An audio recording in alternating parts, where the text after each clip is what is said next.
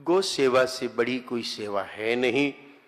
हमारे लिए तो गौ सेवक ही भगवान के समान है, भगवान के समान है। आज एक अद्भुत संयोग है, संयोग तो नहीं कह सकते, ये कोई दिव्य आत्माएं होती है, ये कोई दिव्य आत्माएं होती हैं, बाकी संयोग नहीं कह सकते महाराज। आज के दिन 4 घटनाएं एक साथ घटना, ये संयोग नहीं है। 4 फरवरी 1922 को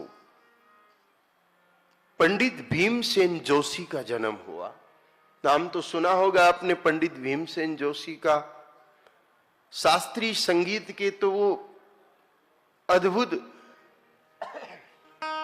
विद्वान थे, उनको भारत रत्न से भी सम्मानित किया गया था पंडित भीमसेन जोशी को। और इसी दिन यानी कि 22 फरवरी 1938 को बिरजू महाराज, जो शास्त्रीय नृत्य कलाकारों में सर्वश्रेष्ठ माने जाते हैं, उनका भी जन्म हुआ। और 20 फरवरी, क्षमा करें, 2 आज कितनी 4 फरवरी है ना, 4 फरवरी 1938 को बिरजू महाराज का भी जन्म हुआ। और 4 फरवरी 1943 को पद्मा सुब्रमण्यम, जो कि भारतीय शास्त्रीय नृत्य यानी कि भारतनाट्यम की विद्वान मानी जाती थी।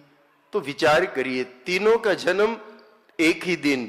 और आज ही के दिन 4 फरवरी 2023 को वाणी जयराम, जिनका नाम तो आपने सबने सुना होगा, जिनको आधुनिक भारत की मीरा भी माना जाता है, मेरे भाई बहनों, आधुनिक भारत की मीरा भी माना जाता है, उनका आज शरीर छूटा। तो विचार करिए, एक पार्श्व गायिका, एक भारतनाट्यम की विद्वान, एक शास्त्रीय नृत्य के विद्वान और एक शास्त्रीय संगीत के विद्वान, इन चारों दिन का एक दिन आगमन और गमन, ये कितना अद्भुत संयोग है। ये सब सरस्वती जी के वास्तविक पुत्र थे और इन्होंने इस संसार में आकर के इस रीति से साधना करके वापस प्रभु को पा लिया, वापस प्रभु को पा लिया। आज एक बुरा दिन भी है, जिसको दुनिया विश्व कैंसर दिवस के नाम से जानती है।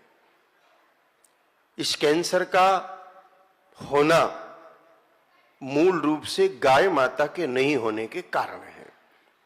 गैयाओं की संख्या दिन ब दिन घटना, जहरी खेती का बढ़ना, इसके परिणाम स्वरूप मेरे भाइयों और बहनों कैंसर बढ़ा है। आप बहुत भोले हैं, छोटी छोटी बात भी नहीं समझ पा रहे हैं।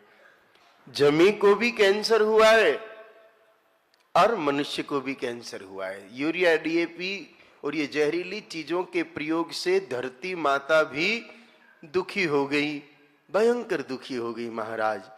और तो और सबसे बड़ी बात ये कि मानव समाज का बड़ा नुकसान हुआ है, धरती बांझ होती जा रही है। अनुमान है कि अगर हम लोग नहीं संभले और गोबर वाली खेती नहीं शुरू की तो भगवान 2030 तक 1 करोड़ कैंसर के पेशेंट होंगे, ऐसा वैज्ञानिक अनुमान लगा रहे हैं। 1 करोड़ कैंसर के मरीज होंगे।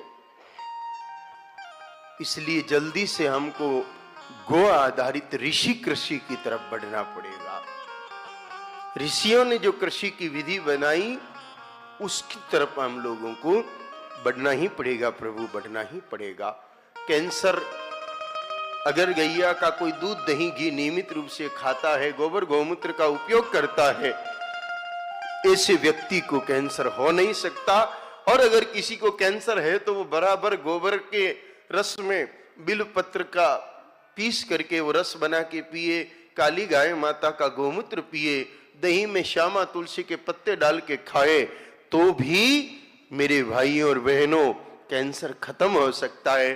तो हम तो पैदा हो और खत्म हो ऐसा क्यों करें, कैंसर हो ही नहीं। इसलिए संकल्प करें कि हम गाय माता के गोबर में उगे हुए फल सब्जियों का ही, अन्न दलहन तिलहन का ही उपयोग करेंगे। ऐसा दृढ़ निश्चय अगर भारतवर्ष करे तो कैंसर से भारत मुक्त हो जाएगा, मुक्त हो जाएगा, मुक्त हो जाएगा।